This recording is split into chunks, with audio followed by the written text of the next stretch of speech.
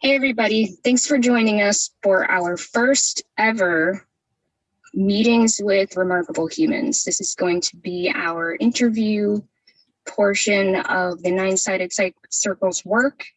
As you may know, we do Sunday talks every week, but this is kind of a nice branching out from that.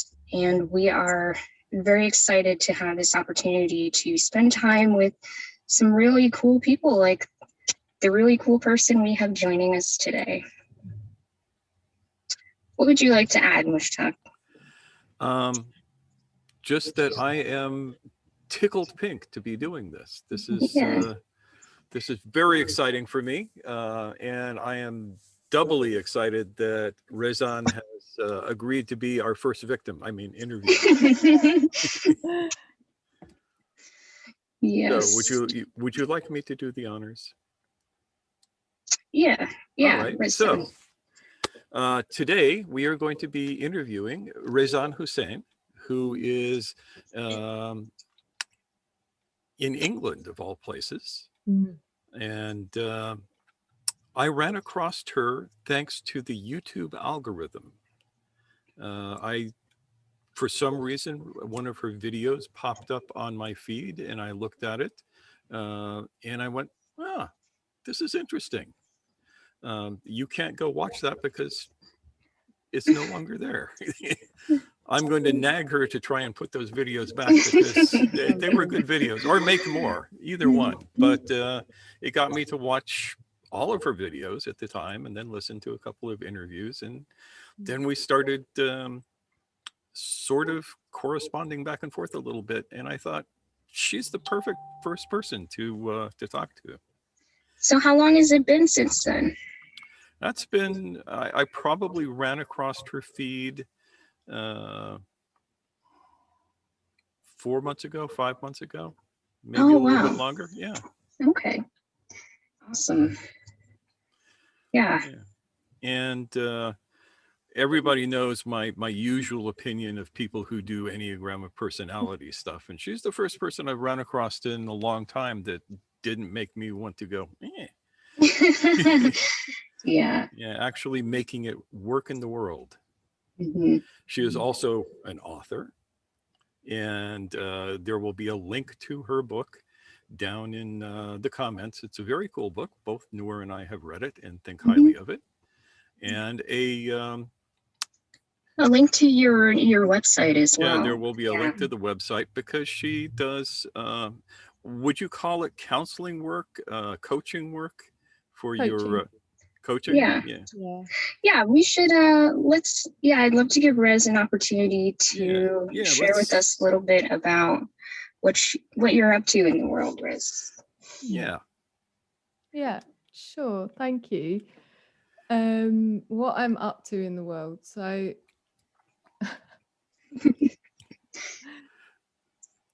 why don't you start with your coaching work? Yeah.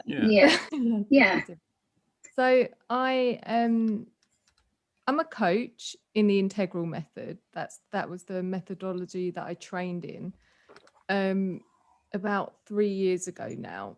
And I came into coaching because I wanted to work with the Enneagram in a professional sort of setting. That was really why I chose that coaching provider, because they use the Enneagram in among other ways of assessing clients in the very outset of a coaching program. So I'm not saying I wouldn't have, maybe I wouldn't have ended up in coaching. I was looking at various options in the helping profession. So I looked into counseling, coaching, and then maybe training in therapy. And it was a desire to continue to work with the Enneagram that led me into coaching, and with that particular school that I coached with. And so that's that will maybe do as a starting place. Yeah, I realize it is a big question, and sometimes I like asking big questions like, what are you doing in the world? Because then it's open-ended and people get to take it wherever they want. But given that we were inspired to come together by our connection through the Enneagram, I do think that's definitely a big part of what we might enjoy discussing today. But yeah, so how did you get interested in the Enneagram and Enneagram work in the beginning?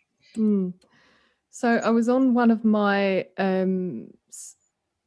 pilgrimages around the world. I was in Mexico, and I met a coach who was using the Enneagram, and who introduced me to the Enneagram. And the Enneagram of Personality I'm talking about, obviously. And it's I was quickly attracted by it. It seemed to have a lot of depth, and I haven't really stopped my study of it. That was about 5 years ago. On and off, I've not been consistently as immersed as I have been in the last 12 months or so. But yeah, I've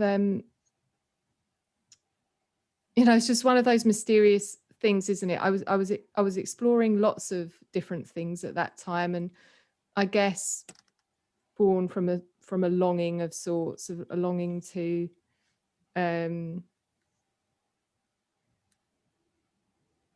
just to understand myself, understand other people more, understand reality more, and then this system spoke to me. And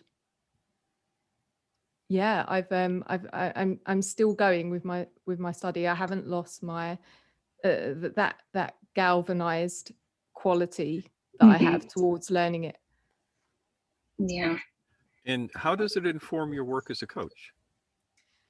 Yeah, I mean, this is tricky. I had a period of really soul searching about this at the end of last year, where I was questioning whether coaching with the Enneagram was even an application that I wanted to continue using, because people come into coaching, or certainly the people that I've attracted haven't come to out of a knowledge of the Enneagram. They've come for help with something, and I'm using the Enneagram to inform their developmental path as I'm sort of creating programs. And I suppose what I was feeling is I was noticing the edges of my capacity, basically, to do that. The Enneagram's such a complex system, and I felt that my coach's training alone hadn't got me to a stage where I could use it effectively with people. And so I was really considering not using it at all, and just continuing to use it for my inner work. Yeah. And I still do that examination routinely. I still ask myself that question: is it a good application of the Enneagram to use it in coaching? And I am still using it, and I try not to rely on it exclusively. Like there are other lenses that I've learned that I like to balance out with the Enneagram lens. But at the end of the day, the Enneagram gives such a lot of precision that it's much more valuable as a lens than the other lenses. If you get it right, if I've typed someone accurately, then the Enneagram is a helpful tool for self-observation and development. Cool. Yeah. Wow. So it sounds like you've explored other lenses, other framings. I understand that your real passion and your real draw is towards the Enneagram right now, but what else has kind of played a role in your process? In the coaching. Yeah. In your personal process and in your coaching. I think those are both interesting questions. Yeah. Yeah, I suppose prior to meeting with the Enneagram, I suppose what I was mainly drawing on for my personal practices was Vipassana sort of meditation principles and teachings, and mindfulness. There's a lot of mindfulness. That's still really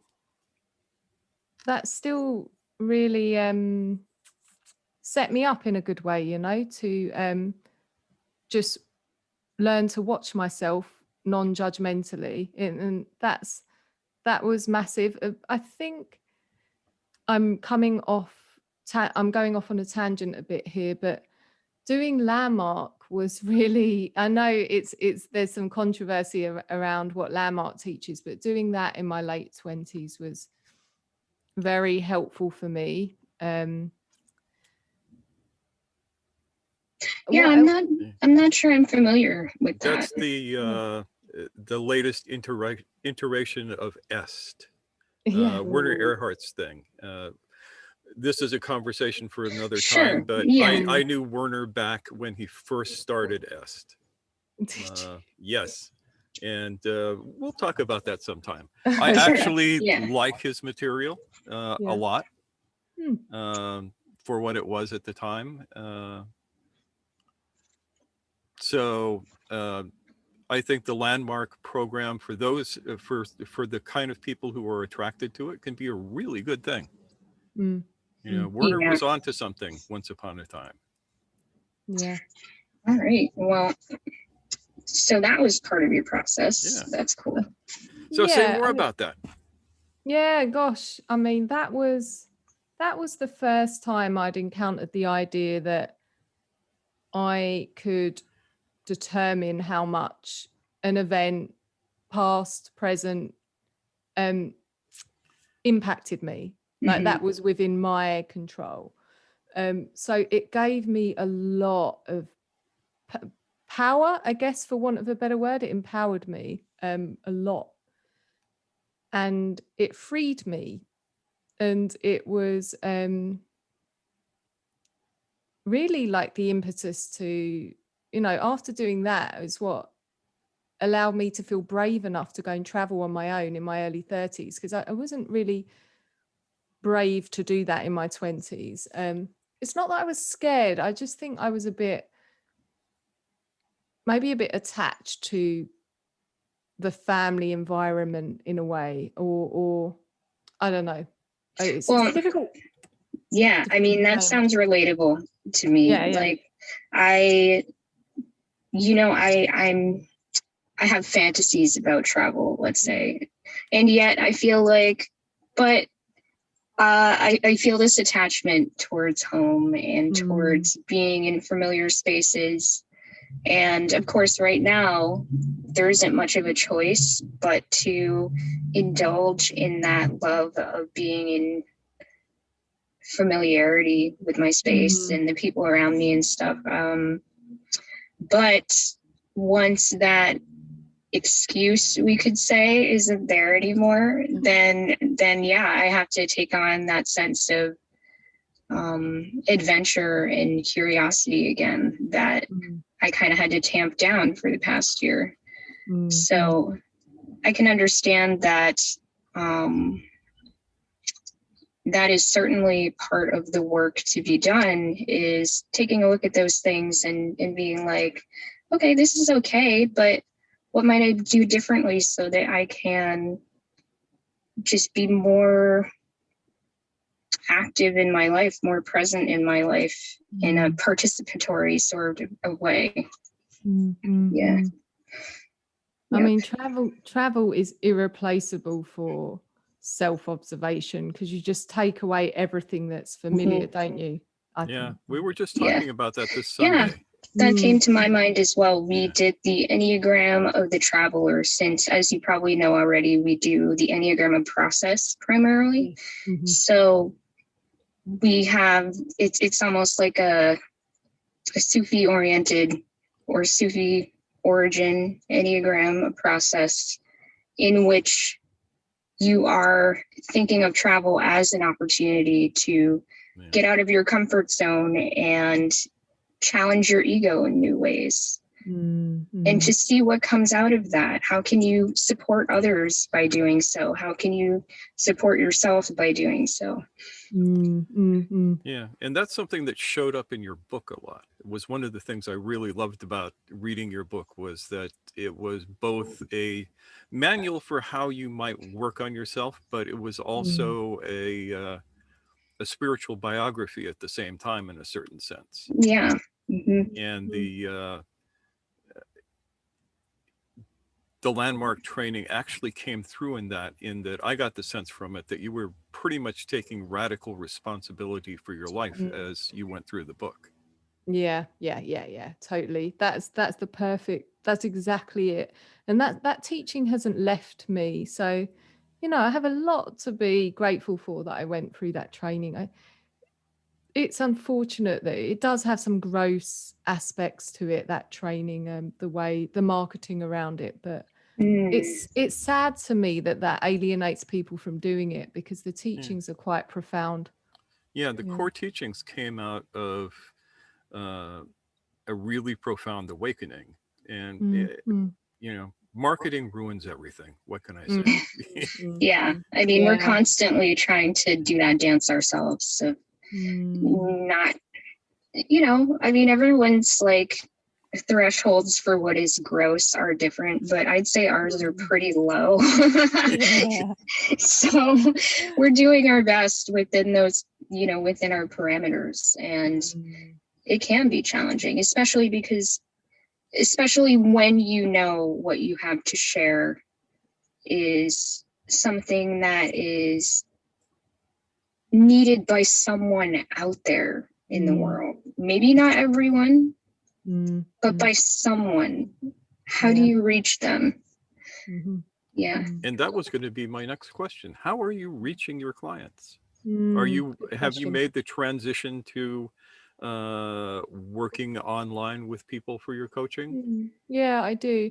I do work online. I attract clients at quite a slow pace. It's a pace that I've been happy with, because honestly, I didn't go into coaching with the hope of making it financially sustainable for myself. I sustain myself financially with my editing work that I've been doing for 10 years. Oh.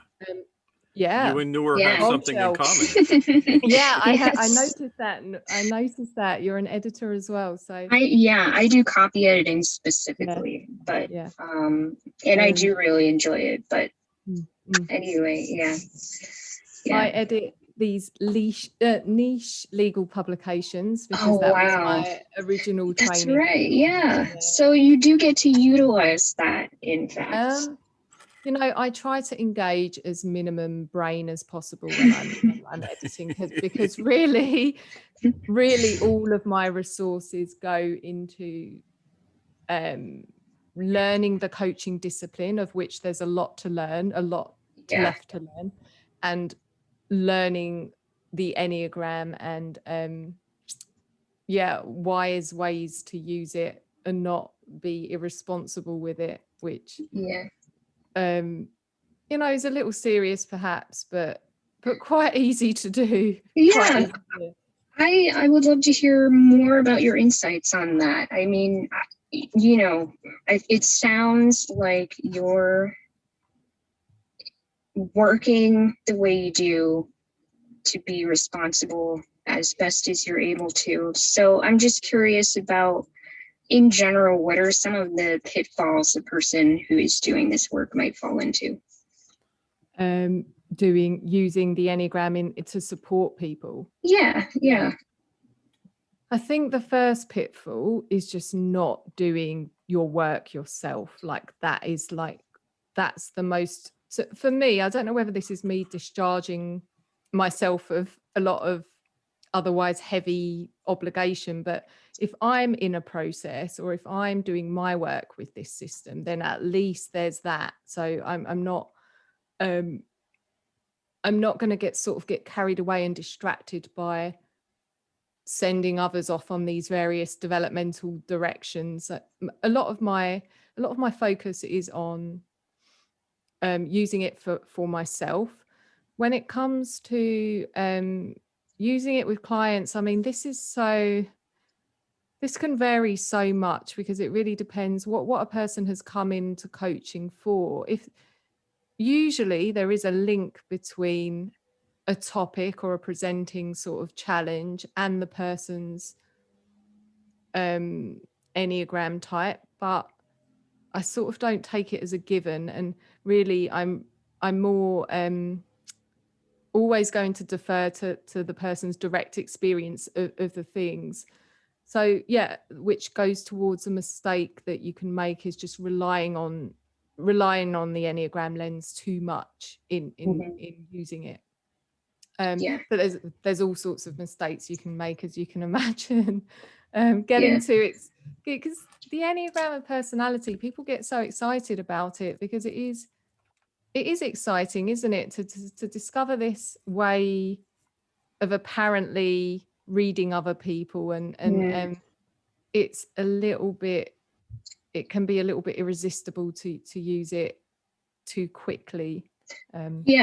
I mean, we kind of use it in a playful sort of way. Like, we'll be watching a cartoon or a TV show or a movie, and we'll be like, or I will say to him, rather, he doesn't do this so much, like, what do you think that character does? You know, because we say, rather than is this type, we say does this fixation as our way of framing personalities and stuff. Yeah, because then it's more like you're talking about a pattern, and there are things about that pattern that can be shifted or challenged or whatever, rather than it being like intrinsically part of your makeup or whatever. I think you did discuss this a little in your book, so I feel like you understand what I'm talking about. So in a playful sort of way, we might look at a character in a cartoon and like the caricature of that, and then try to tie it together with one of the Enneagram types and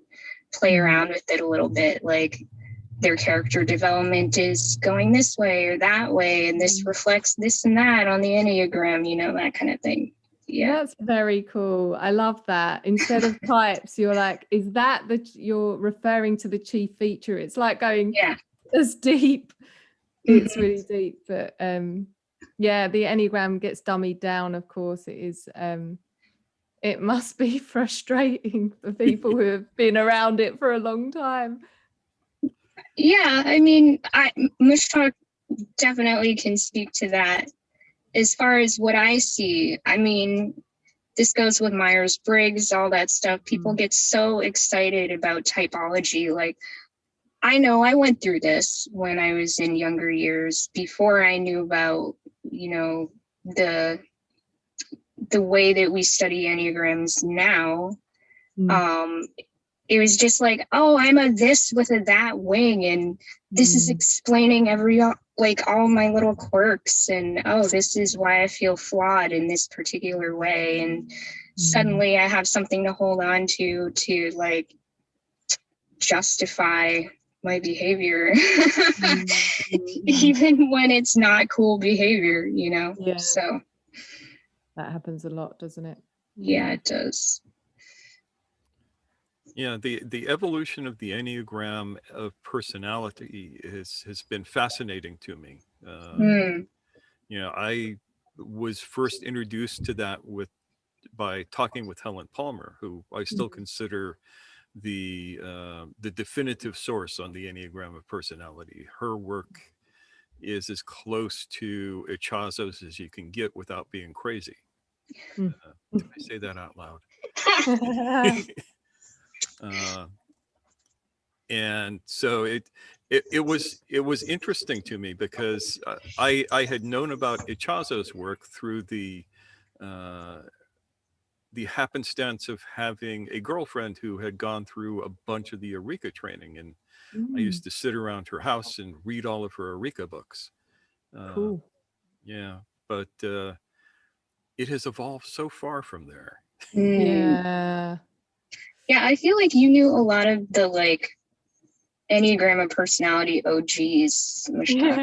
Yeah. There weren't that many of them. Yeah. Yeah. Did you know Don Rizzo? We had met once a long time ago. and he was interesting, but I think that he tried to shoehorn too much Catholicism into his Enneagram work, Interesting. and that maybe distorted it from what had gone on before. This will, of course, be heresy to some people, but that's why when it comes to looking at Enneagram of Personality, I always start with Helen Palmer's work and then go forward from there, because she learned directly from the guy who learned it from Ichazo. He learned it directly from the guy who learned it from Charles. So it's Naranjo, isn't it, Claudio? Yeah, Claudio, who was an interesting fellow himself. And Helen was in Claudio's group with some of the other Enneagram OGs. Yeah. It's just so interesting to see how the lineage just like starts branching outward. Yeah. So interesting. Yeah, and of course, I was originally introduced to the Enneagram in Turkey, of all places, though it wasn't called the Enneagram there. What was it called? They used the Arabic name, Al-Naqsh al-Kabir, which means the Great Seal. And it wasn't, where are we? It wasn't this. That symbol for the Enneagram probably originated with Gurdjieff or with whoever taught him. And before then, they used the Pythagorean symbol. Still works exactly the same way, but looks different. Yeah. I'm trying to remember what it looks like. I don't. It's the dots, the 10 dots. Well, yeah, the Pythagorean Enneagram, but the Naqsh al-Kabir. Yeah.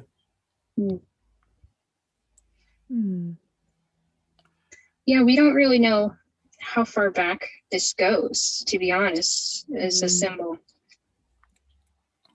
Yeah, as a process, I've traced it historically back about 1,000 years. Wow.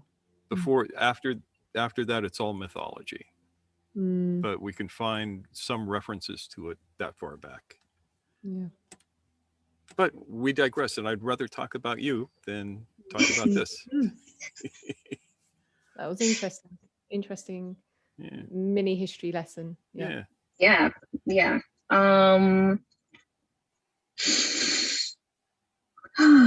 So do you feel, I mean, I do want to, I understand that it's been a few years since you wrote your book, and a lot can change in those 3 years. So what do you feel have been some of the most meaningful or pivotal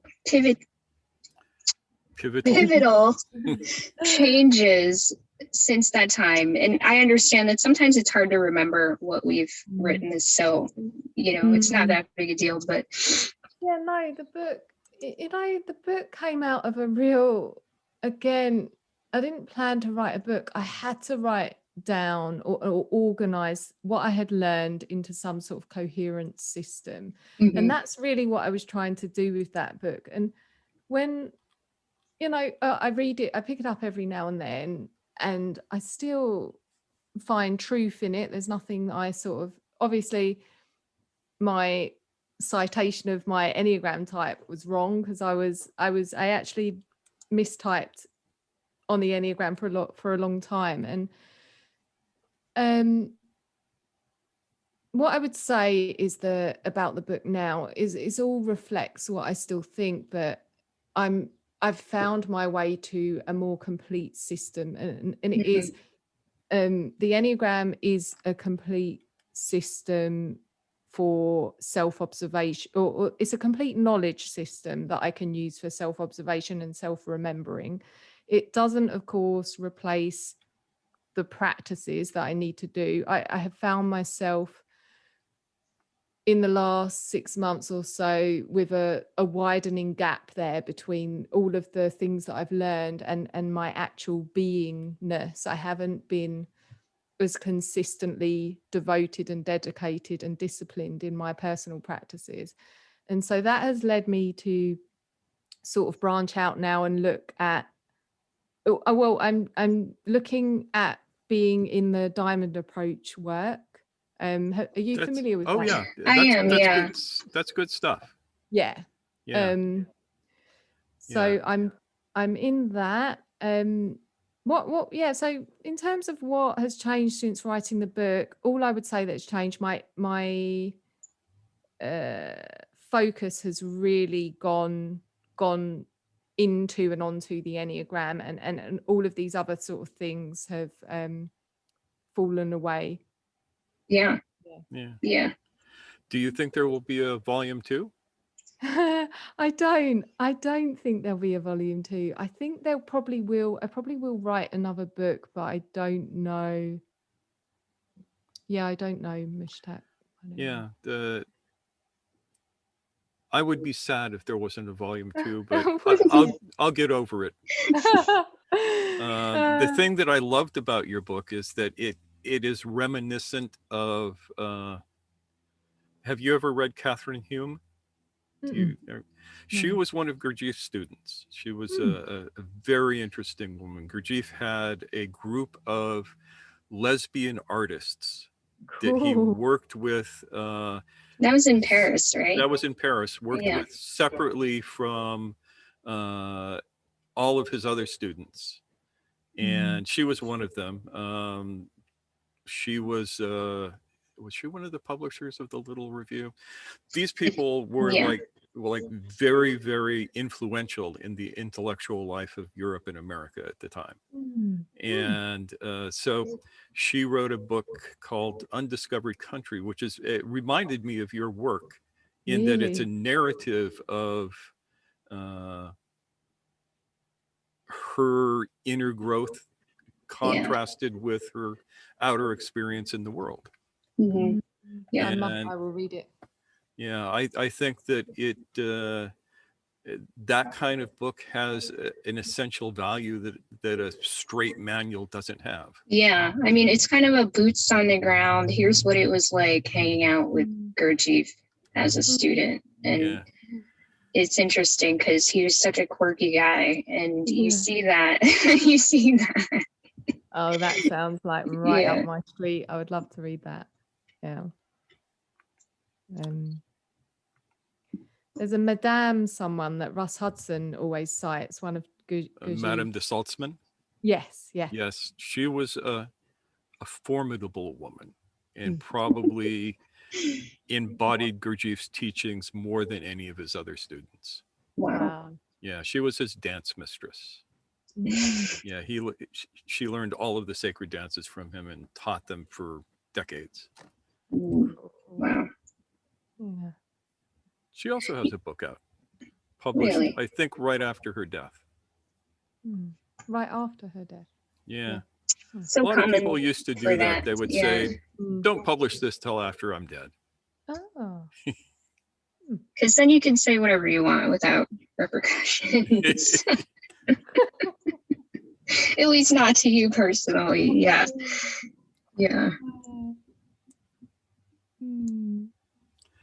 So, as a boots on the ground experience of writing the book probably changed you a little bit in the process, don't you think?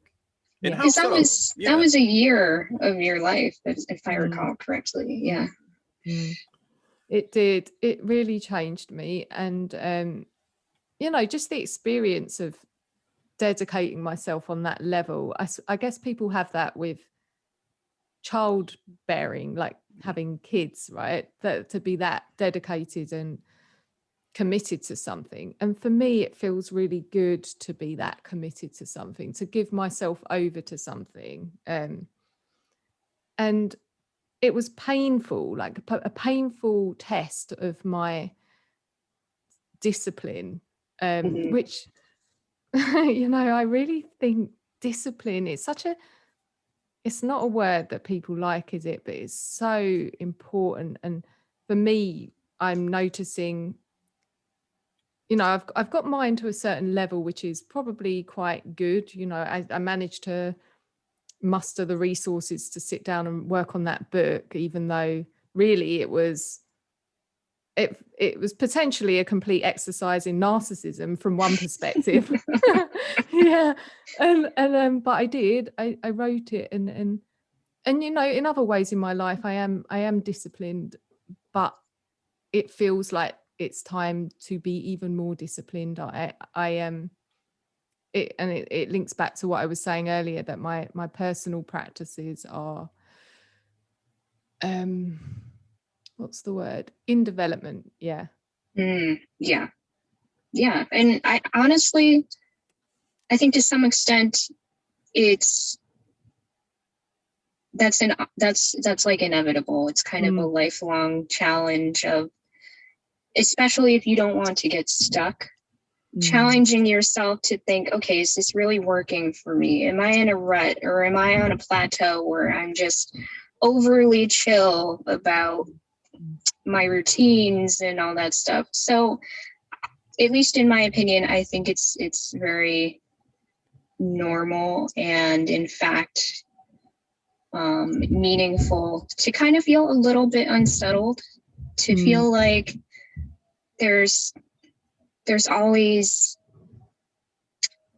not necessarily improvement per se, but there's always growing to do. I guess that's what I mean. Yeah. Yes. Yeah. The old saying, how do you know you're done with your work? You're dead. Yeah. Feels very true. Yeah. That's what I'm picking up about you, is that it's probably always going to feel a little bit like that. Yeah. Yeah. But that means that, I mean, one of the things that I noticed about you, it came through in your videos, was that you'd actually been doing the work. That's what made me go, oh, here's somebody. Because the number of people who talk the work but don't do the work are kind of excessive these days. There's a lot. Yeah. I feel like everybody wants to not just be their own guru, but be everybody else's guru. And in a way that demonstrates just how caught up they are in the storm of it all, in a way that is ungrounding, not only for them personally, but everyone that they work with. And I think people are really driven by the desire to have some kind of material confirmation that they know what they're doing, even though they don't. Does that make sense? Yeah. Yeah. I don't know about, you know, the idea that people, do I notice people claiming to do their inner work who I think are not doing it? I don't know. How does that look? It more feels than looks to me. Right. Yeah. It's an intuition. It's probably my unconscious mind making 1,000 little observations and going, hey, you pay attention to this. Yeah. Well, he's pretty sensitive to that stuff. Like, he definitely sees things that I don't in people who I'm like, wow, I really think this person has something cool going on. And maybe they do on some level have something that's really like juicy and cool to think about.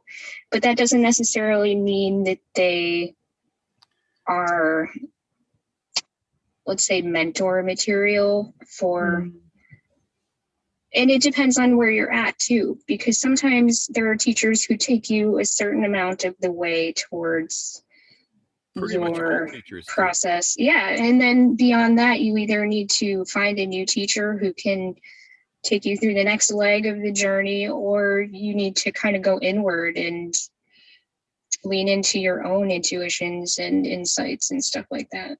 But so what would you say was the biggest insight that you had from writing the book? Oh, from writing the book, the biggest insight. That's such a good question. I don't know if I can. definitely a learning was, the outcome didn't matter. It was a perfect exercise in what is that? Doing something and not being at all attached to the outcome, not even thinking about it, just doing it.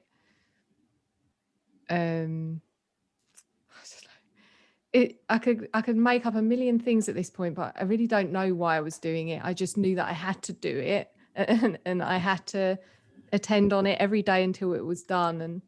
And I don't know if I can put into like a neat statement of what that insight was, but yeah. Yeah. And so what's next for you? Yeah, what is next? So for as long as I feel like I'm doing good work in what I'm doing in my coaching work, I'm going to do that. I enjoy it. I seem to be quite good at it. It definitely feels like more like a vocational situation than my editing work has ever done. I like my editing work, though. That said, I think the contrast with coaching, which is still quite challenging for me. I've not been coaching for long, and it's growing me and developing me as I step into it. Having the relative introversion of the editing work and the familiarity of it is a good balance for me. So I plan, to do more coaching and to, I thought about. There's a reminder from Mushtaq. Sorry. Sorry about that. No, that's good. I've thought about teaching in some capacity. So the idea of teaching is appealing. But it's not like, I was listening to both of you actually say, and this is partly because you've been, one difference between our sort of spiritual journeys is you've both been in schools and you've been having mentors and teachers, and whereas I really felt like if I wanted to awaken, I'm going to need to do it on my own. I've always really felt that. Why Which have I is, of course, true no matter how many teachers you have. Yeah, it is. Yeah. I can't remember why I went off on that on that avenue. This is what happens. Teaching, right? So Yes. there's not going to be someone telling me I'm ready to teach. And my proclivity, if anything, I think I've attempted to teach earlier than when I've been ready, but only through my blog and through I've been writing for years, and so I haven't actually stood up and had the barefaced cheek to teach people live yet, but I'm growing a desire for that, and I'm looking at that. Yeah, because you have some online course content too, don't you? I mean, we don't get to see exactly the content of that, but I would love to hear what's behind the curtain there so that people can see if it might be a good fit for them. Yeah. Actually, that was the biggest creative project since the book. It was the same situation. All the demons came up during the process of that. And not only I had the addition of technological demons, actually like figuring out how to get that thing onto a learning environment, a learning platform. But it was born out of the same sort of urgency I felt before I wrote the book, is that I need to systemize this. And this time, the thing that I needed to systemize was how we're using the Enneagram for growth, because it was sort of assumed, the whole way it was introduced to me, it was a sort of assumed, here you go, here's this map, off you go. And I was not getting the sort of traction out of it in terms of my own development that I knew was possible.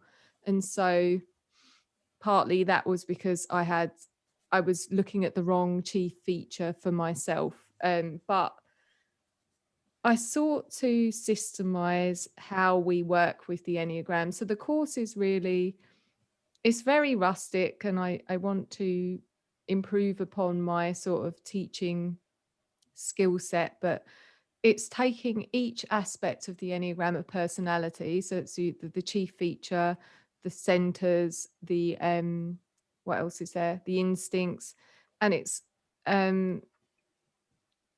offering a way to self-observe around each facet of the Enneagram of personality. Yeah. Wow. So, I mean, you really like,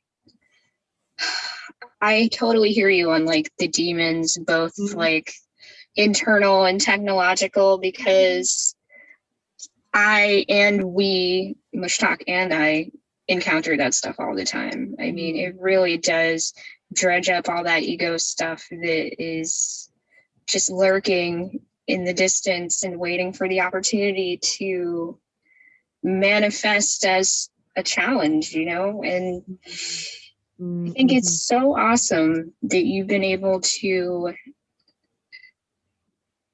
take those challenges on in such a way that the content is out there. Like you said, being detached from the outcome is an important piece to that, because it allows you to bridge that gap between the possibility and the actuality.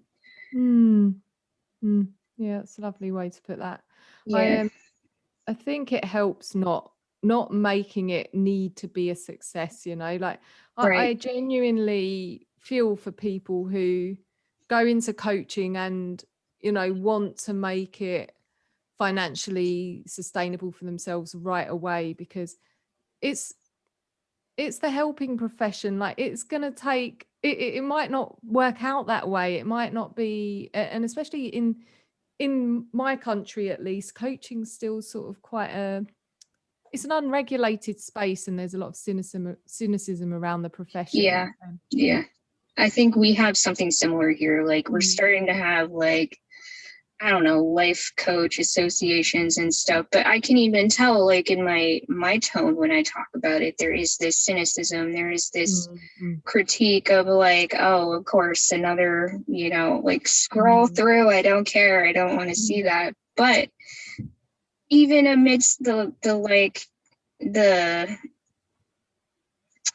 confetti of coaches out there who are trying to offer something that may or may not be of substance, there are people who really are, and who are in the process of growing themselves so that they can do their best to help others. And I feel what you're saying, in that people who want to be successful off the bat, are they trying to, like, find that marketable routine and then they just, like, stay the course? Or are they trying to, like,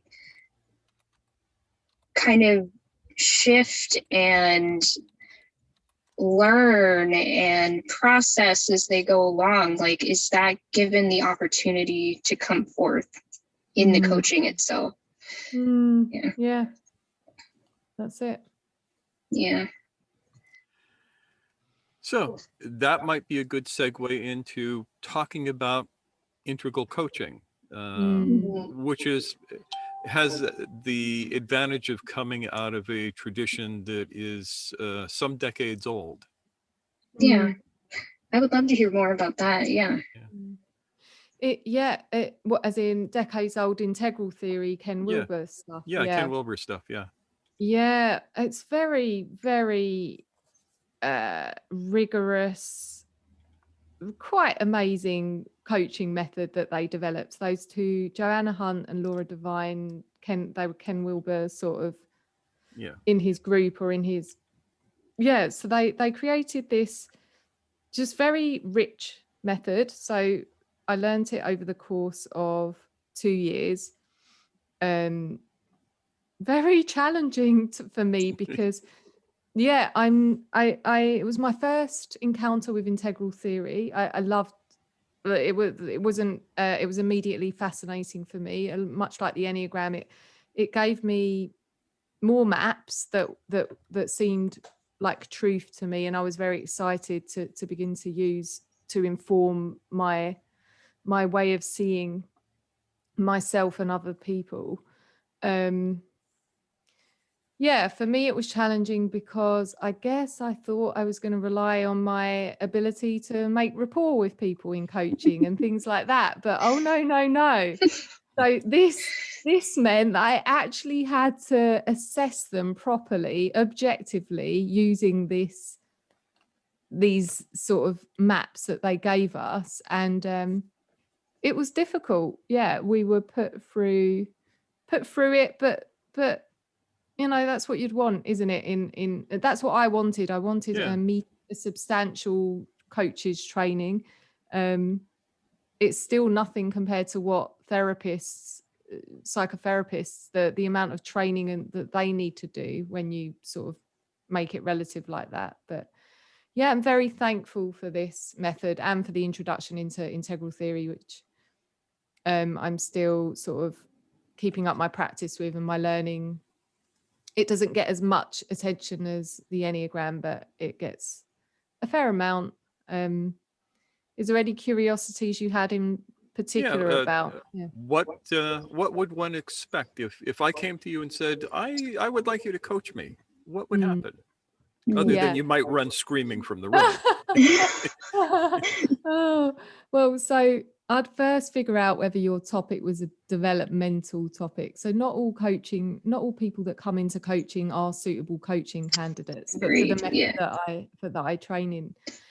So if there is a developmental element to it, then I know it is possible for me to work with What do you mean by developmental? developmental. So Yeah.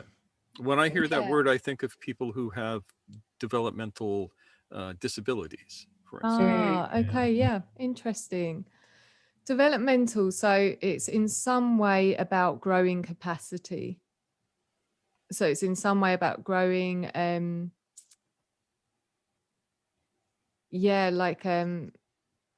qualities, or it really is actually qualities. So growing qualities that are currently, or developmental muscles that are currently weak, and that is creating the challenge in the person's life.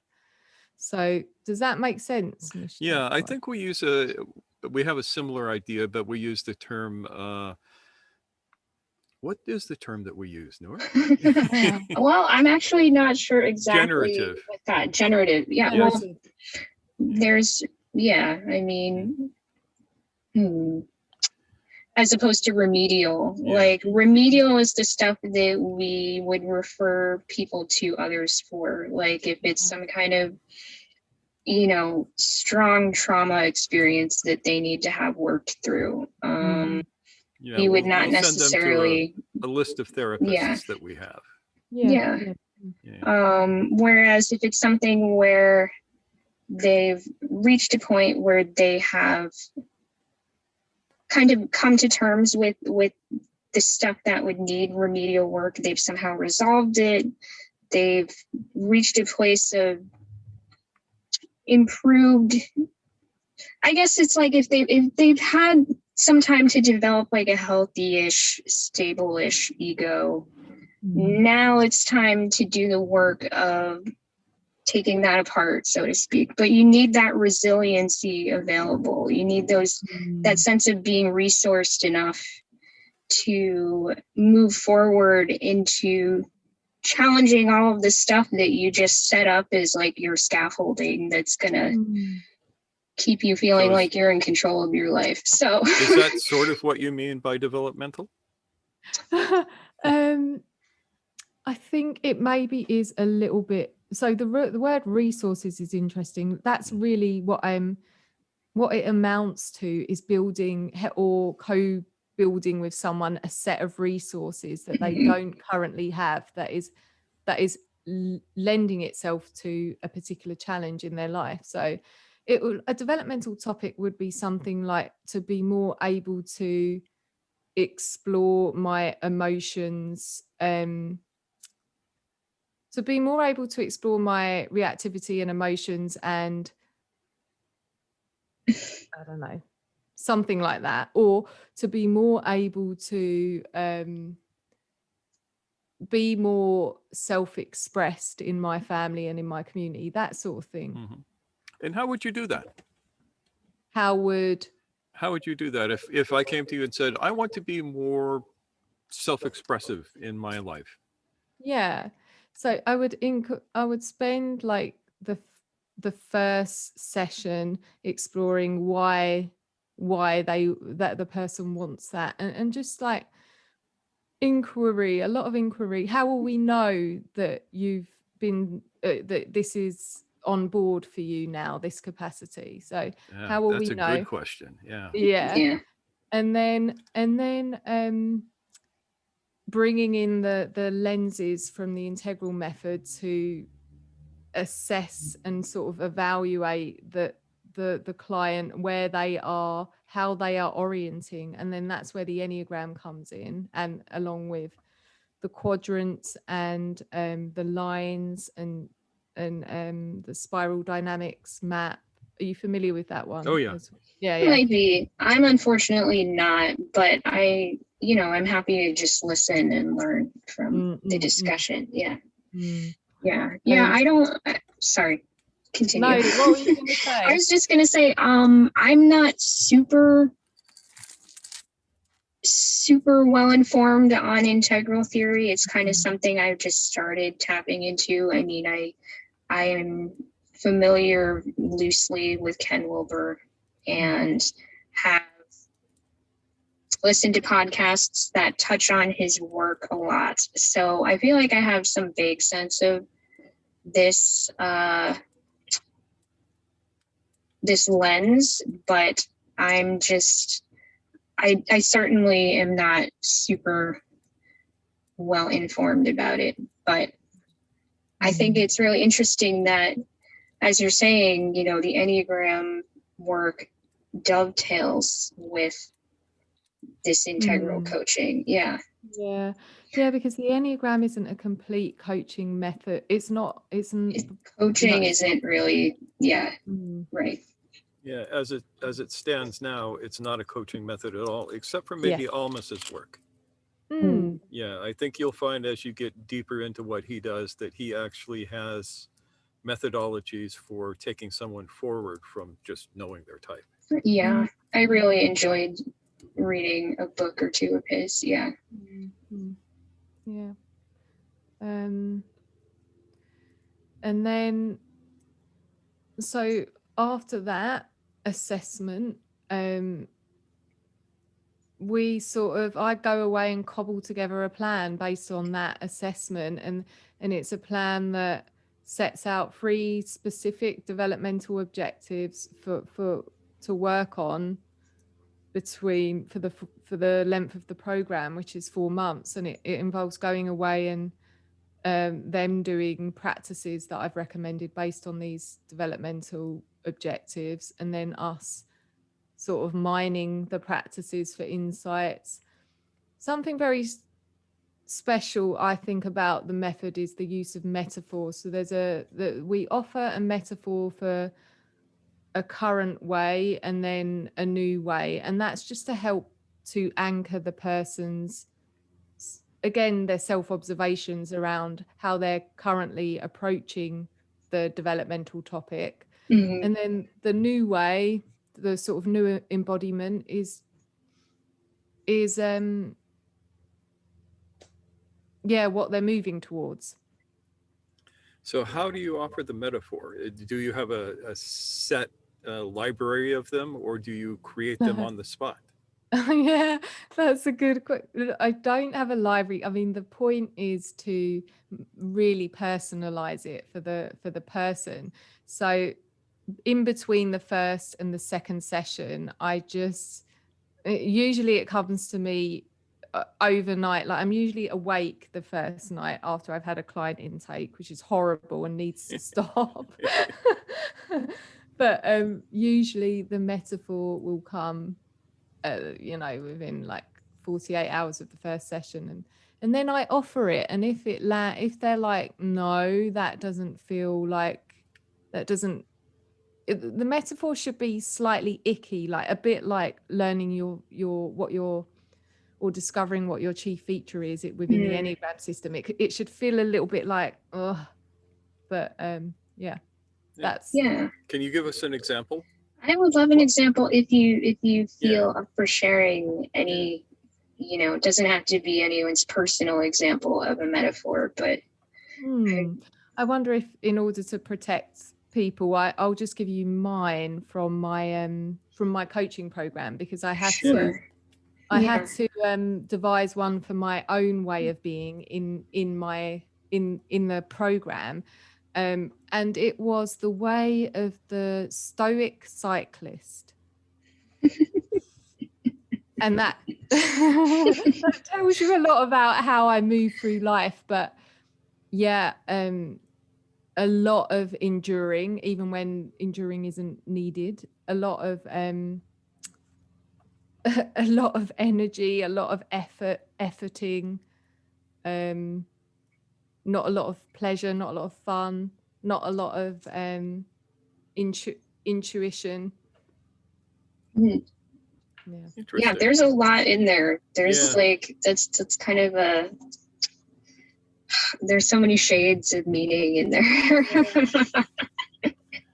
Do you guys play with metaphor much? Yeah. Yeah. I would say that in some ways it is fundamental to what we do, though the way we will craft a metaphor may be different. One thing that is the same for us is that when we work with somebody, what we do with them is individualized to that person.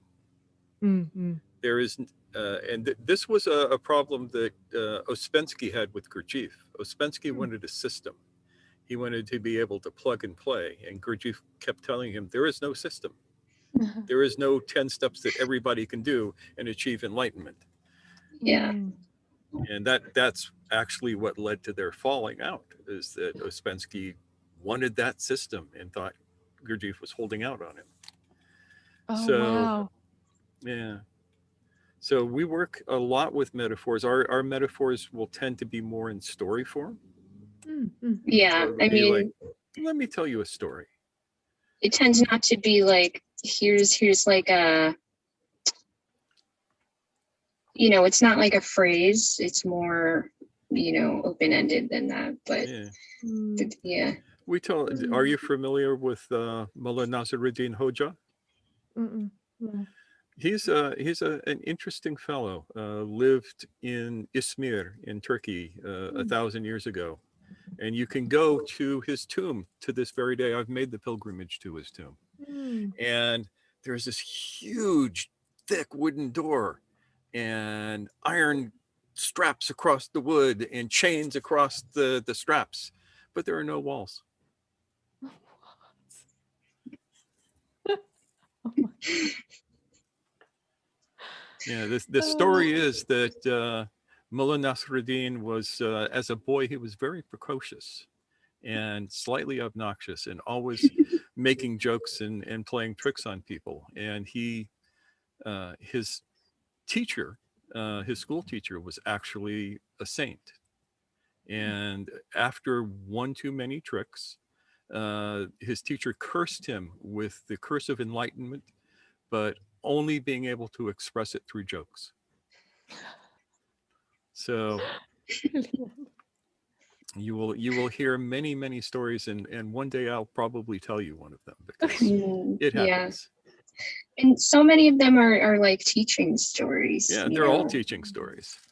Well, yeah, I mean, they're entertaining, but they are teaching stories as well. And within them is some sort of metaphorically relevant lesson. And sometimes people see that, sometimes they don't, but it's almost like a koan, you figure it out. Yeah, people see it at the level that they see it, and that's information for you. Yeah. Similarly, your metaphor of like the Stoic Cyclist, there's so many layers in that, but you're going to see what you're looking for. Yeah. The only difference would be with Nasruddin, it would be a donkey instead of a cycle. Yeah. Yep. So, I mean, I think this kind of may or may not tie into, I mean, you mentioned mistyping, and I bring that up because I feel like there were probably a lot of juicy lessons in that for you. And I wonder if we could explore that a little bit. So as I recall, you spent a lot of time moving through the world, doing, you know, like holding this sense of doing stuff. And then at some point you encountered this situation where you were challenged to explore perhaps doing for. And yeah, how has that played out since then for you? Yeah, that was really not that long ago. So it's a weekend in early October last year. I was on a course with Ginger Lapid-Bogda at the Enneagram in Business, and I also received a text from my partner of 2 years, chief feature sloth, right? And chief feature sloth had been ignoring necessary confrontation with me for 2 years and ended our relationship abruptly over text. And I was in the course with Ginger, and I was upset, and but you know, able to hold it like it was okay. It was really okay. And yeah, you know, the week prior to that, Ginger had been saying, you know, I don't think you're a 7, and I didn't have I couldn't understand. Well, firstly, she didn't have, to my mind, enough information to go on to challenge it, so I resisted it. But I liked her, and I felt that she had something to teach me. And so I did continue with her. Like, so I continued over 2 different courses. I end up, this was the second course that I was on with her. And the combination of the sort of awakening of, you know, the sharp pain of that situation, and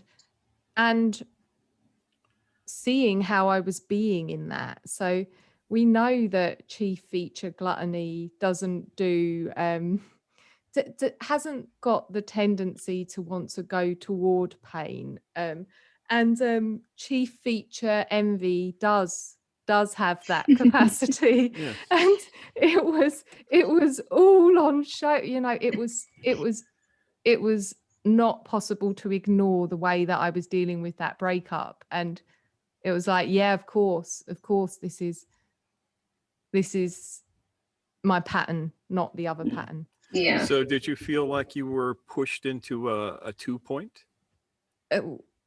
Pushed in, yeah, in good question. Did I feel like I was pushed into a 2-point? Yeah. Did your feelings become even more confused? You didn't know who you were all of a sudden. You were trying to adapt. Wow. Good. Yeah, I don't think so. You know, I was so, in a way, I was so alive through the authenticity, right? Because the relationship was beginning to feel very inauthentic to me, where we wasn't talking, and we know how much my pattern values that. Oh, So yes. the truth of that breakup, of him saying, no, I don't want this, that was very, in a way, well, I was like, yes, I mean, the truth at last. There was some joy in that, and there was some joy in finding myself in the 4 pattern. It broke my heart as well. But this is the other thing: the Enneagram breaks my heart every day. Yeah, Yeah. that makes sense. Yeah. Yeah. This goes to what we were discussing a little while back, of the idea of Gurdjieff's method of determining a person's chief feature was to use stress. Yeah. And that will first bring it out, and it'll push you to your stress point. So you start exhibiting some of those 2 traits instead of the 4 traits. Yeah. But it sounds like you were in a very good place. Well, yeah, I mean, it sounds like the enthusiasm to learn something new outweighed, maybe the bereavement of this familiar thing. Yeah. That is so spot on. Yeah. There was grief, but there was undeniably a joy as well. Yeah. The joy of finding myself in the 4 pattern and then and actually, yeah, I'm going to have something to work with now, something. Yeah. Yeah. And I mean, I don't want to speak for you, but at least in my own position, I also fixated 4 as well. So the way I'm envisioning it for myself is that, those 2 things happening concurrently, like a breakup and then learning this new thing about myself. It would be kind of like, here's a way for me to process this pain productively. Like, here's a new tool set or a new perspective or just like a change of focus that will help me ride this out. Yeah, I don't you know actually if that did was that. part of it for you. I don't mind talking about that. Refresh my memory. Like, Oh, I was just thinking about your breakup with your Allie and yeah. how you handle that with the new tools that you had learned. Yeah. I mean, I was in such a place of growth in that it was like, I wasn't necessarily happy to be rid of that person, but it was kind of like, oh, okay, this is done. And I can see that. And I wanted to pivot. I felt like I had the tools and, like we said, the resources to pivot in a way that was going to be more nourishing for me. And it helped me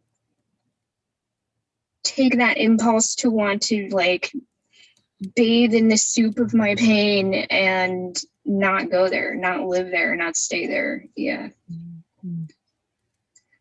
Yep. And it was also like, wow, I'm so glad things are like definitively done now. Yeah. Yeah.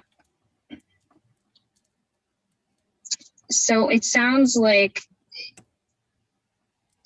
totally different nuances, I'm sure, to your particular situation, but it does sound at least a little bit similar. And yeah, I think that's such an interesting, like, intersection of events that I'm sure affected you deeply. So it was beautiful. It was just, yeah, beautiful to, it was a really beautiful time. And it's still just so, I don't know. Yeah, it was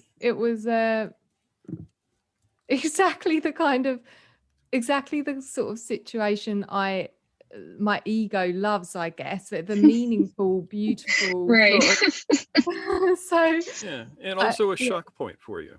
That's more how I think about it, but you're right. There is that like, oh, it's so poetic that it's playing out this way. Yeah. So when you finally embraced your 4-ness, did you become more creative? That's another really interesting question. I think one of the things that was stopping me, there was a lot of things stopping me from seeing me in 4-ness, was that I didn't feel like I was interesting or creative enough to be a 4. Like in my head, which is ridiculous, but it helped me to embrace my gifts. Yeah. So the gifts that I had taken myself to have as a 7 were more like, synchronistic thinking. I thought that my book, bringing together all the different ideas was me doing 7 well, but finding myself in 4 really gave me more confidence as a coach. It's ridiculous that we have to have something objective and external to us to come in and tell us what we're good at, but it helped me to own my strengths as a coach. And creativity, I think I've been so creative, well, creative's a funny word, isn't it? I think it's not a funny word, but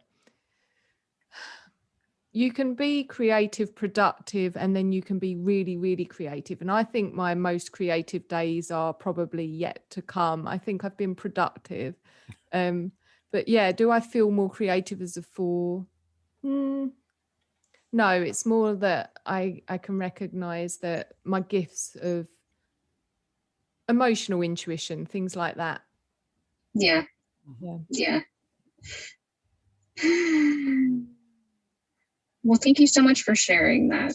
I mean, Yeah. I think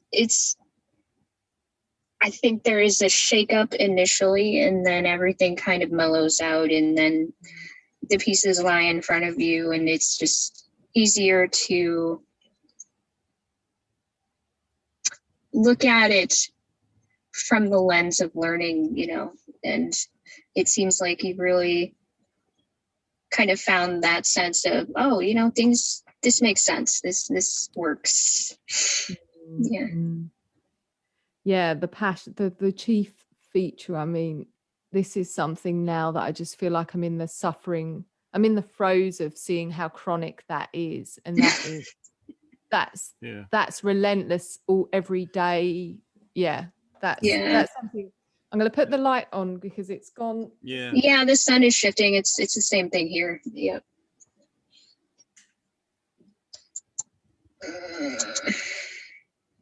It's warm up here. Is it warm up there? I turned the heater on. It's okay. So we would say that because of what you described, that in your own process Enneagram of your own growth, that you're probably sitting at 0.5, which we like to call the dark night of the soul, where you do all of the really deep work. Yeah. Does that relate to things that you've learned? You know, I hadn't dared sort of position myself on the process Enneagram. I'm new to it. Are you familiar with Uranio Pies or? No. I feel like I've heard that name recently, but I'm not familiar with it, unfortunately. Yeah. I think you might like him and not see he's an Enneagram teacher. He's also background in Sufism, I think. But we're everywhere. I'm learning with him the process Enneagram, and he's setting out those levels. And what he's done is he's set them out per type. So what each type experiences at each. And I'm not that familiar with it, but I suppose I had thought I might be at level 3. But you know, Dark Night, yes. But I've had dark night experiences, I would say, on and off for the past 5 years. Yeah, but it's a cycle. Yeah. We kind of think of it as like a spiral, you know, like you go through the process, and then the energy from that goes into the next process, and it's also fractal as well. So even within that one Enneagram process, it's connected to all these other ones, branching out on the edges of it.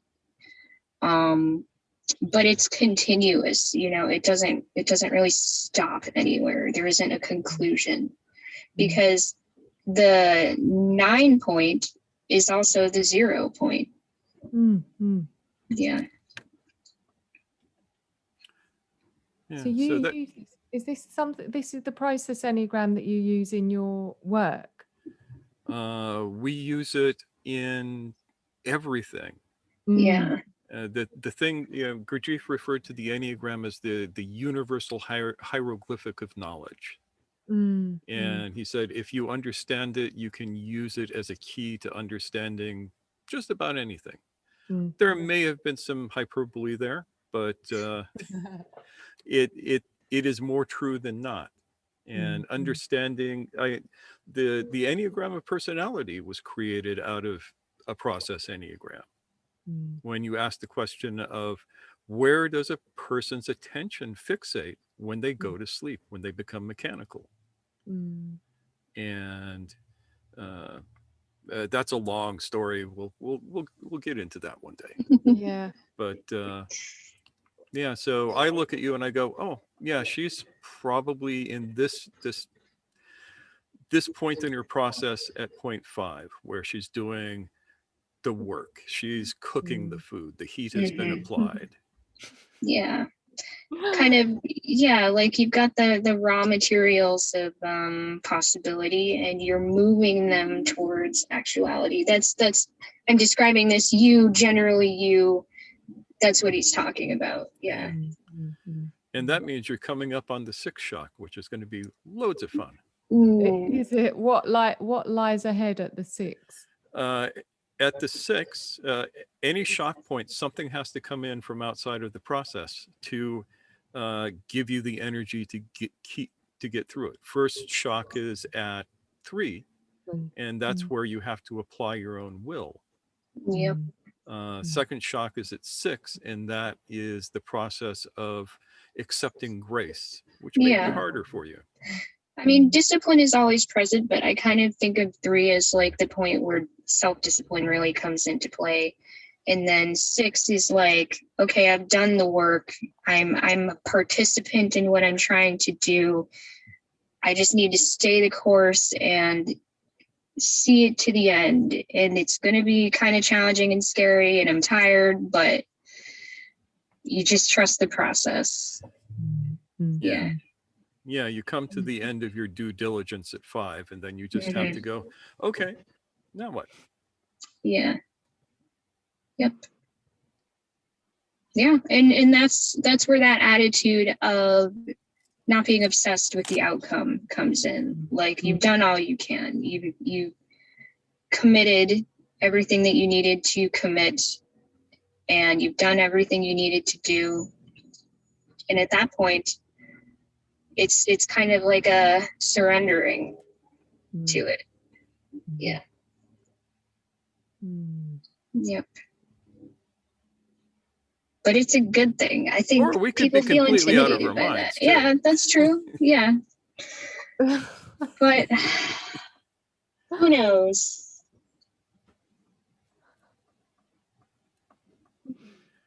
I'm trying to think of what we have not asked you yet. There's got to be something we haven't asked you. What do you want us to ask you? What are you desperate for us to ask? I did an interview a couple days ago where the focus of the conversation was literally whatever was forefront in my mind, and I thought that was cool. I know we wanted to be a little more directive with this one, but yeah, what's coming up for you lately in general? Like, what are you passionate about? What are you thinking about? You know, I think you guys know I just started getting into the Gurdjieff teaching, so that's occupying a lot of my my bandwidth. I'm enjoying interviewing people as well. So, you know, I've just started doing that. Yes. That's like a new project. That, you know, I don't know how long I'll do that. Again, it's not something that I was thinking about, especially prior to doing it. It just sort of happened. But I'm enjoying just having those conversations. I suppose I think finding a school, you know, and just committing to a path, and this the diamond approach. I don't know if that's my path yet. I'm still exploring it. I'm in a teaching about the Lataif. Lataif, am I pronouncing that correctly? Yeah, the subtle points. Yeah, the subtle points. I'm in an exploration of that at the moment. I am feeling like I need some. I don't think it's help, just community. There's an urge to be in community as I do my work. Community is incredibly important. Yeah.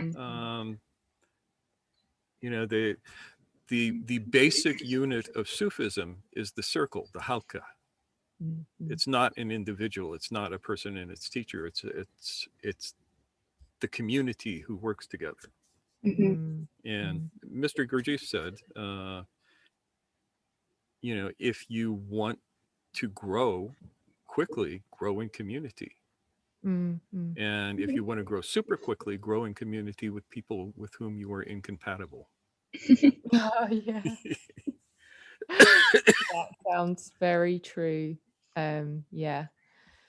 And I haven't really, I don't want to sound whiny, but yeah, I've been on my own. I have been taking a very much a solitary path, and I'm comfortable with that. You know, I do tend towards wanting, I find a lot of conversation pointless, you know, like really just pointless waste of words. I can't do it I can't do it. I find that but I think I've been behaving like there's no choice but to do it alone, and I'm seeing that there are people that there is community out there, and you know, people who are ahead of me on their journeys, not in terms of improvement, of course, but in beingness and in their awakening, that can support me, I think would be a valuable thing. Yeah. Yeah. Yep. I think, you know, in a way, And that may actually be your sixth shock. To tell you the truth. Oh, you're right. Yeah. Yeah. What, having to compromise, surrendering to the idea of needing community. I could see even saying that, it feels Yeah, there you go. Yeah. Yes. Okay. Well, that's something definitely to chew on, I'm thinking. Yeah. Yeah. And also do remember, you may have something to offer the other people that they don't have. It's just possible. Yeah, I guess it's possible. I would even go so far as to say, if you didn't, we wouldn't be talking here.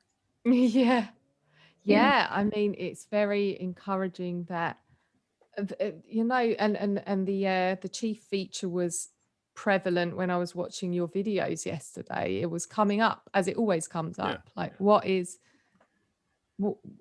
I couldn't understand.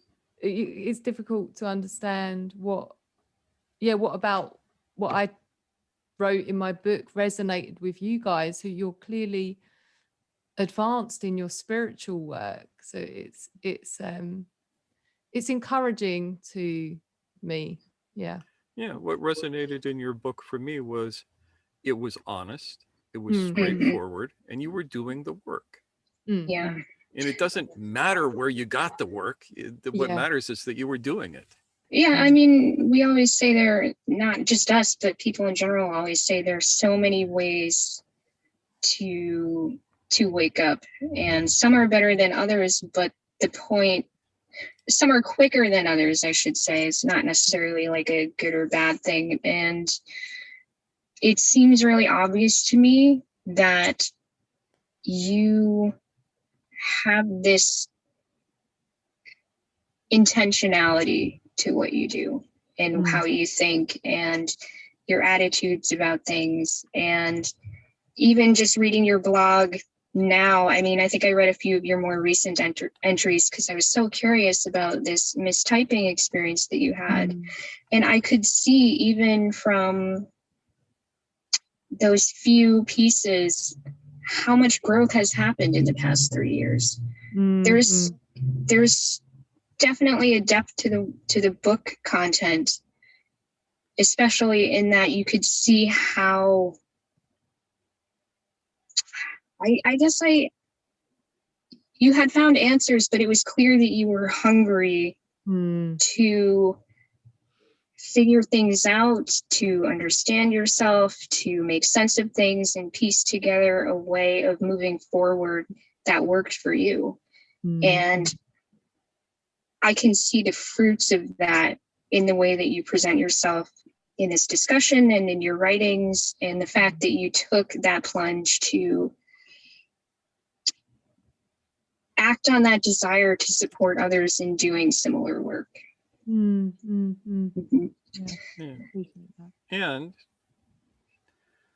the old ways of doing things are no longer appropriate. This will get me in trouble for saying this, but going off to find the monastery high in the Himalayas is not the way anymore. And so you may, in fact, be a pioneer.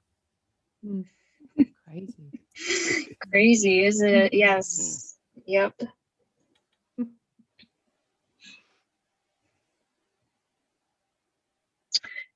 Do you have any other questions, Mushtaq, or do you, Rez, have anything that you might like to share about? We already talked a little bit about what comes next, but in terms of your own personal journey, what do you think comes next in that regard? I mean, I don't know.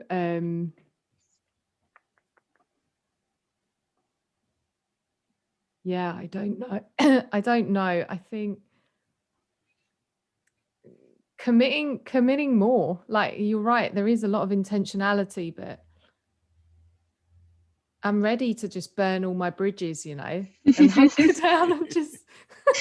That's the kind of hunger I'm talking about. Yeah. Yeah.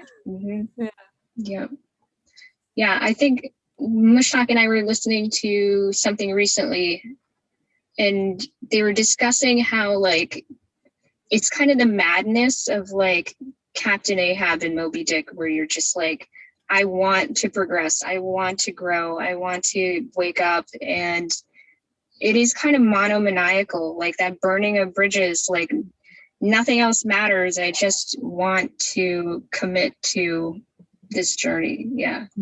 Yeah. That was Jed's second book. Yeah. Thank you for reminding me. I was like, oh, what was that from? Yeah. Jed McKenna's, what's the name of it? That was Spiritually Incorrect Enlightenment. Those are books you might actually enjoy. Mushtaq hasn't recommended them already. Spiritually. What's that? You would actually want to start with his first book, which is called Spiritual Enlightenment, The Damnedest Thing. Okay. That sounds good. Yeah. It can be challenging, but in a good way, like in a motivating. Yeah. And I should tell you that Jed McKenna actually doesn't exist. He is a complete figment of somebody else's imagination. Yeah. So it's a character, but the discussions that are had are. Yeah, there's reasons for it. Yeah. Cool. Title. So I think we have time for the last questions. The last questions. I'm never out of questions, but I guess I'm thinking, okay, so we have a few minutes left, and I think one thing that I would love to make sure we discuss is that, is there anything you'd like to bring attention to right now, to promote for yourself in terms of your business, your work, that kind of thing? I mean, not. I think probably it's everything I've spoken about in the interview. I think with coaching, it's I get the right clients, I don't push my, I push myself, I push my services in the sense that I write the content that I'm exploring myself, and I think I attract the clients that are ready to work with me or want to work at the level that I enjoy working at. It's the depth. I like depth in the coaching. But no, not really. No, I have a podcast which Mushtaq has already shared, I think, a couple of times in your Facebook, with your Facebook community. Yeah. Yeah. and which we will continue doing unless it Mm. pisses you off. Unless if we it's do that. shit. You know, there's going to be some rubbish episodes every now and then. There always is, but I Yeah. would like to suggest to you that so far you are more interesting than the people that you interviewed. Ooh, real talk right there. Yeah, just saying. But do you think it's just, that's interesting? Do you think I don't know. I don't know if I can accept that, but I accept it. You must accept it or you'll hurt Okay. my feelings. No, and I don't want to. So, Yeah. Thank you. Well, I understand your position, and I think we are going to make sure we put all the appropriate links and such in the description on wherever this video is.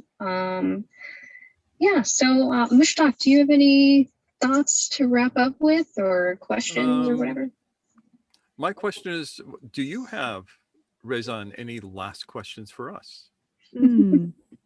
Yeah, are you going to, what is your, is there like a, not a plan, but is there a mission for Nine-Sided Circle that you can share with me? Yes. Yeah. There is, in fact, a mission.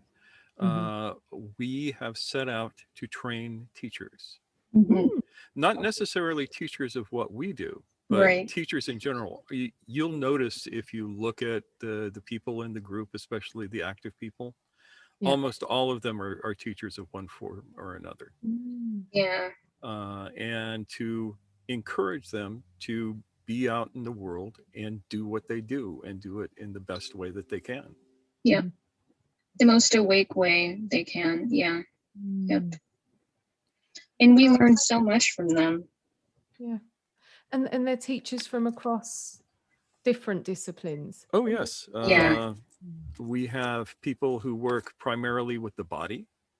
You've seen a couple of them on the videos if you've watched the ones where people are up. So like Cherie and Dave both do a lot of physical work. People who are psychologists, people who teach school. But it's the idea that somebody who can teach can slip the work into their teaching. Yeah. Even if they know it or whether they know it or not. Yeah. Yeah.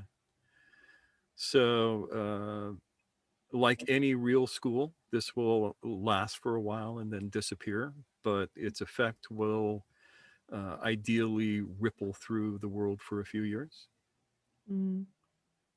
Yep. So I think Mushtaq summed up the mission well. Yeah. I'm so glad I asked. That's not what I didn't know. Like, and why would I know that? Yeah. Yeah, it's different because one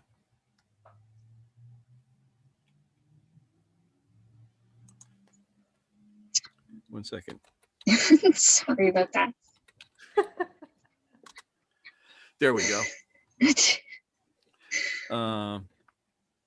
What was the question? No, it was a comment, and it's just, I'm glad I asked because I wasn't aware. But then why would I be aware of the mission? Yeah, it's in a world where what passes for schools center around personality and that sort of thing. This is not common. Yeah. And I feel like this niche kind of fell into our laps, just given the people that we ended up connecting with and who they ended up connecting us with. So it's been a very natural thing as opposed to us like deliberately pushing it into that realm, so to speak, because I'm not sure we knew exactly what we were going for when we started. We just, like you, were less focused on some kind of overarching destination type outcome and more focused on let's just do what we feel called to do and see what emerges from that. Yeah, I was actually tricked into it. And then I yeah, tricked you her mentioned into that. it. Yeah. Yes. Yep. Yep. But I mean, I feel alive because I'm challenged every day by this stuff. Yeah. I can't really imagine doing anything else. Like, I love editing, and I feel similarly about it. Like you, it's kind of my other thing where it's so different from this work.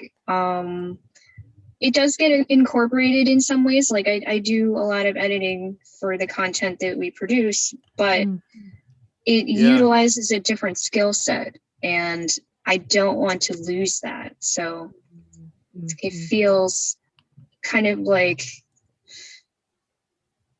this is my vocation and that's my craft, you know, if that makes sense. Perfect. Yeah, perfect. Yeah, I have to say that if you ever read anything that I write and it makes sense, it's her fault.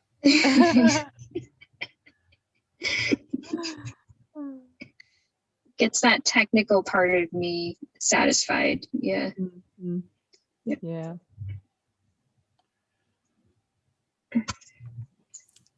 So I think this could probably go on for another 2 hours.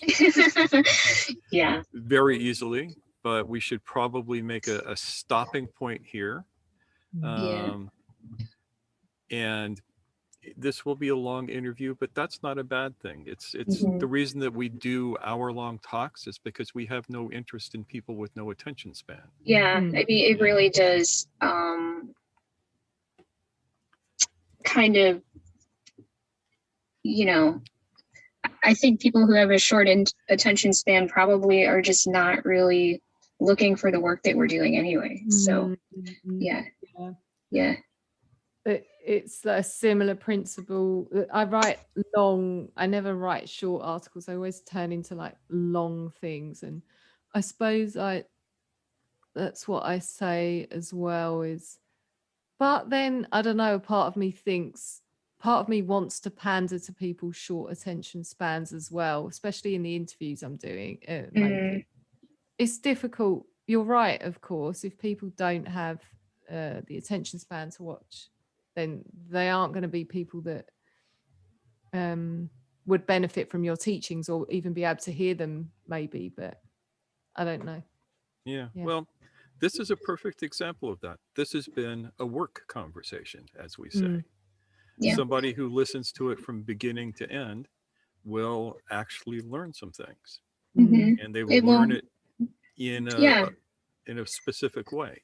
It will have some kind of impact on them that, you know, ideally is growth oriented. And and hopefully it will sell a few more of your books. And if we get you more clients, you know, whatever you're willing and able to take on, then I'm excited about that too. Thousands of people are going to be beating their way to your door. Can you imagine? Sending them off. Yes. So, yeah, I am so glad we got to spend this past couple hours with you, Rez. It's been so lovely meeting you, and I'm glad that Mushtaq ran into you because now we all get to share the blessing of your company. Yeah. No. I am. It's been my joy, and I look forward to being with you on Sundays, maybe in the near future. Is that that's happening, Mushtaq? That is happening, and we're working on getting one together that will work for European time. We have several friends in Europe and the Emirates and North Africa that would like to talk to us, but it's like 4 in the morning there. So, you know, whether it's on our typical Sunday talks or if it's on our once or twice monthly European talks, we would love so much for you to be there. And for anyone who's watching who is on European time or on Australian time or US time, we've got opportunities for people to take part in the conversations that we're having, like the one that we've shared together today. Yeah. And if you're in European time, you can talk with Rezan and not have to get up at 4 a.m. Well, guys, I think I'm going to call it, but for those of us who are watching on the replay, thanks for being here, and we will talk to you soon. All righty. Take care, folks.